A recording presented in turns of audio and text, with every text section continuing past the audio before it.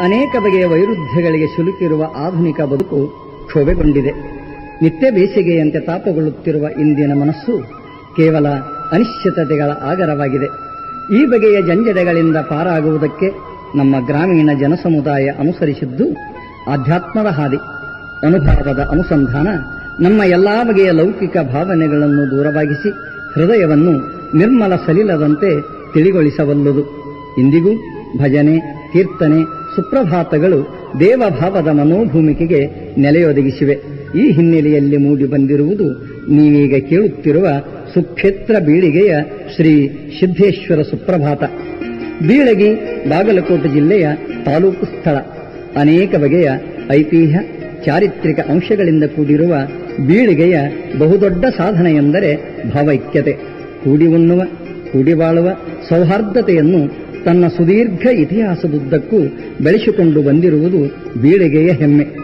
ಬೀಳಿಗೆಯ ಅಧಿದೈವ ಶ್ರೀ ಸಿದ್ದೇಶ್ವರ ಊರಿನ ದಕ್ಷಿಣ ಭಾಗದಲ್ಲಿ ಗುಡ್ಡದೋರೆಗುಂಟ ಚಾಚಿಕೊಂಡಿರುವ ಪ್ರಶಾಂತ ಸ್ಥಳದಲ್ಲಿ ದೇವಸ್ಥಾನ ನೆಲೆಯೂರಿದೆ. ಕಲ್ಯಾಣ ಕ್ರಾಂತಿಯ ತರುವಾಯ ಶರಣರು ಉಳಿವಿ ಕಡೆಗೆ ಹೊರಟಾಗ ಸುಪ್ರಸಿದ್ಧ ವಚನಕಾರ ಶಿವಯೋಗಿ ಸಿದ್ದರಾಮ ಬೀಳಿಗೆಯ ಈ ಕೊಳ್ಳದಲ್ಲಿ ತಂಗಿದ್ದನೆಂಬುದು ಪರಂಪರಾಗತ ಹೇಳಿಕೆ.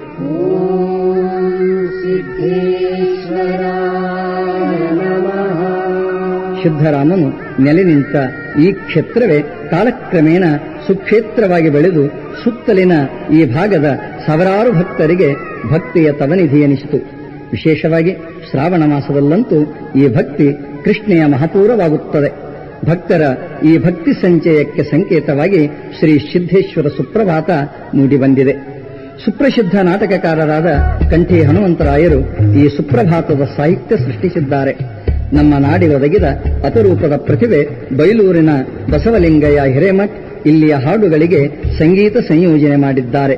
ಬೀಳಿಗೆಯ ಶ್ರೀ ಸಿದ್ದೇಶ್ವರ ಸಂಸ್ಥೆಯವರು ಸೇವಾಭಾಗ್ಯವೆಂದು ಈ ಸುಪ್ರಭಾತ ಧ್ವನಿ ಸುರುಳಿಯ ನಿರ್ಮಾಣದ ಹೊಣೆ ವಹಿಸಿಕೊಂಡಿದ್ದಾರೆ.